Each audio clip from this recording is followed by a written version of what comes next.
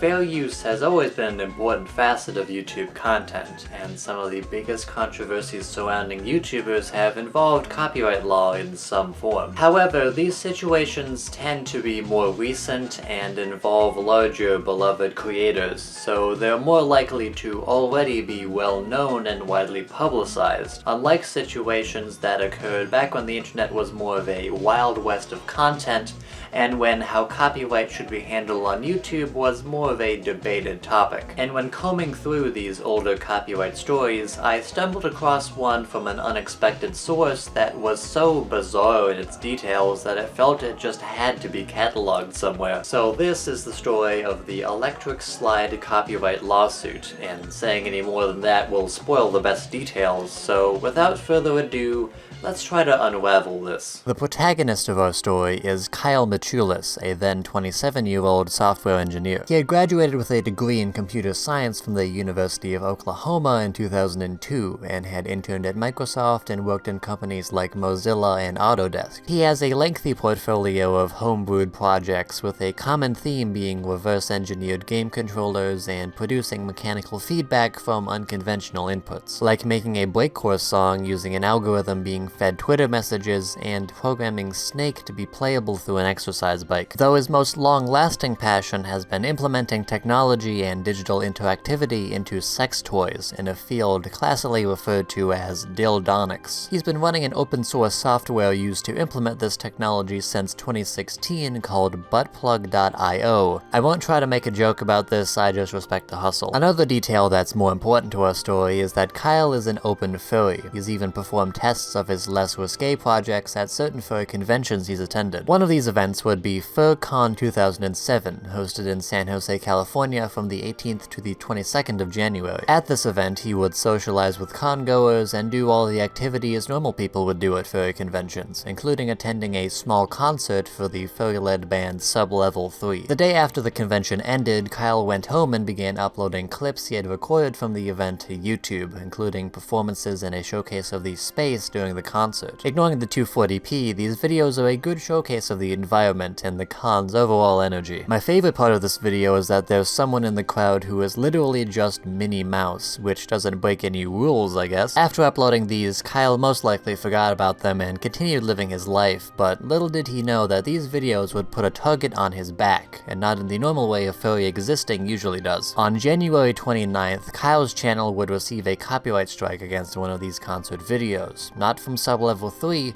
but from a man named Ric Silver. Now, Ric Silver is an eccentric character, and he's half the reason the story is as interesting as it is, but his involvement requires some background. Born on January 2nd, 1948, Silver is a prolific actor, director, dancer, and most importantly, choreographer. His claim to fame is being the one to choreograph what we now call the electric slide. He's also claimed to have invented the robot and breakdancing, which he seems less motivated to prove, as well as him being friends with Cher and being the vocal coach for the band Warrant. Most of the information you'll need about him can be found on his personal site, which is the pinnacle of 2000s web design, and handily includes a backstory for his most famous creation. As the story goes, he worked at a newly opened disco joint called The Vamps in Broadway in 1976, where they would occasionally host invitation-only parties for professional dancers in the community. One day, as the number of patrons was beginning to diminish, Silver was asked to host one of these parties, and to choreograph a dance that would be premiered during the night. He had been given a demo disc of the song The Electric Boogie by Marcia Griffiths about a year earlier as a gift from a DJ friend, so he decided to base his dance on that song. The dance, then called The Electric, was well received at the party, so when the club was opened to the general public sometime later,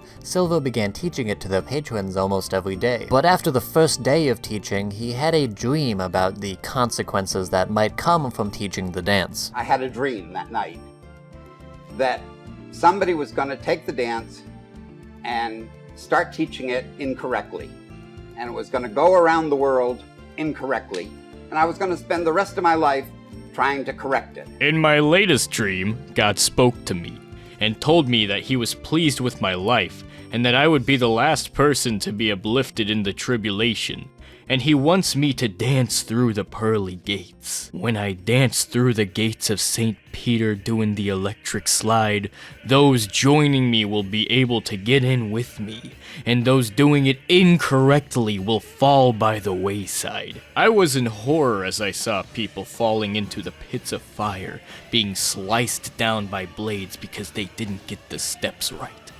This would unfortunately be Silver's reality a few years later, as an even more simplified version of the dance, now under the name The Electric Slide after a lyric in the song, began to take off across the country, overtaking his original choreography and eventually becoming as big as we know it as today. The original choreography was very important to Silver, so he would attempt to correct the record anywhere he could for many years. And after what he saw as the incorrect version began appearing in TV and movies, he became increasingly more protective towards people's use of his dance. In 2006, he contacted the teams of both Oprah Winfrey and Ellen DeGeneres over the use of the simplified version of the dance in their shows. Oprah simply gave him money to go away, but Ellen's team withheld any compensation since Silver had never actually registered the dance into the Library of Congress. He had to settle with copyrighting a recorded demonstration of the dance in 2004, but has yet to register the choreography itself and is involved in a still ongoing long bureaucratic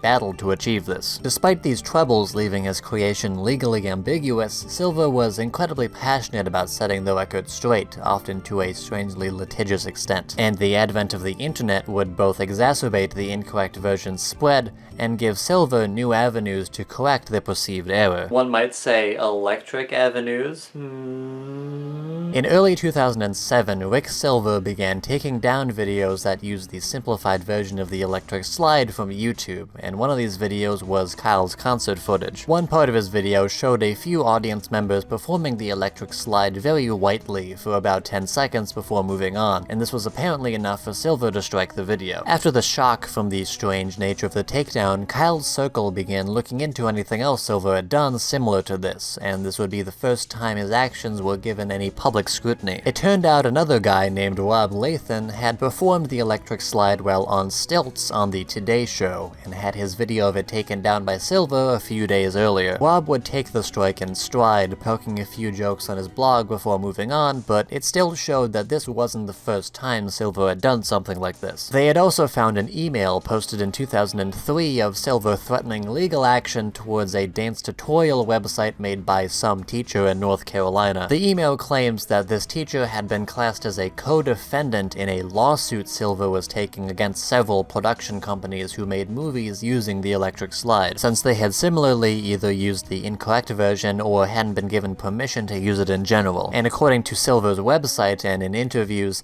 this isn't even the first site he's done this to. I looked on the internet to see if the electric slide had been listed, and 3 sites had the dance listed.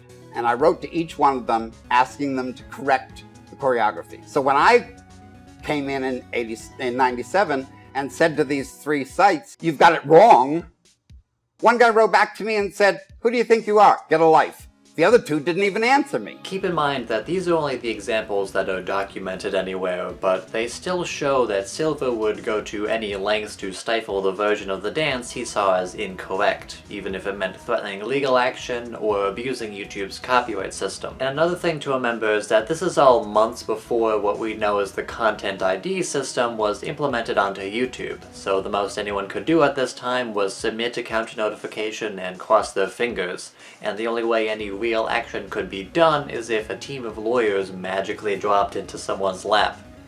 Which would be, of course, what would happen. On March 1st, the Electronic Frontier Foundation would announce that they would be filing legal action against Silver on behalf of Kyle. The Electronic Frontier Foundation, or EFF, is a non-profit organization that specialized in protecting freedom of expression, and has a focus on preventing misuse of systems to suppress information online. They had a pretty good streak of winning against people who used legal threats against people on the early internet, so they seemed like a good place to turn to for disputes like this. Unfortunately, their there's little information in terms of what occurred as the lawsuit was happening for boring legal reasons, so things pretty much went silent until 2 months later on May 22nd, when the EFF announced that the suit would finally be settled. The terms of the settlement stated that Silver would need to register the electric slide under Creative Commons, basically meaning he couldn't legally threaten anyone who uses his dance for non-commercial work like a random YouTube video. This loss seemed to have shook Silver straight, as there hasn't been any other incidents of him publicly targeting anyone online since. In fact, one of the lawyers from the case stated that as soon as the litigation started, Silver recanted his claim of copyright infringement. While this was a nice change of heart, this surprisingly could have immediately ruined the organization's chance at a victory. The EFF were fully prepared to prove in court that Silver's copyright of the dance would be void even if he had registered it, since the electric slide could be classified as a social dance, which are legally unable to be copywritten. But since Silver became fully cooperative, any conflict the case was hinging upon had disappeared, and since it's constitutionally required for a court case to have a dispute to resolve, the case could have easily been rejected immediately. But since the EFF still wanted some justice, the rest of the suit was most likely spent developing the settlement, though since Silver already complied, the goal of the case was basically achieved regardless. In an interview done by CNET after the lawsuit, Silver states that he is still serious about his mission to correct the record, but now has a legal team who are able to keep him from any more incidents like this. Though he also states that he's still trying to get compensated by movie studios using the incorrect version of the dance, and it also shows that he might not still fully understand why what he did was going too far, and was more pressured to realize what level of action would give him backlash. But regardless, with that, the electric slide copyright lawsuit tale finally comes to a close. Although there were many odd details to the story, it's still fairly similar to a lot of the more recent scandals involving copyright on YouTube. Many incidents after this would also involve older people who are outsiders to online culture abusing YouTube's copyright systems for personal reasons other than punishing infringement, though in this case the culprit wasn't malicious per se. So overall, this appears to be one of the earliest, and in my opinion most entertaining examples of a prototypical YouTube copyright controversy. In hindsight, it makes sense why this story isn't covered as much as the others. Both of the people involved are figures that weren't really paid attention to at the time,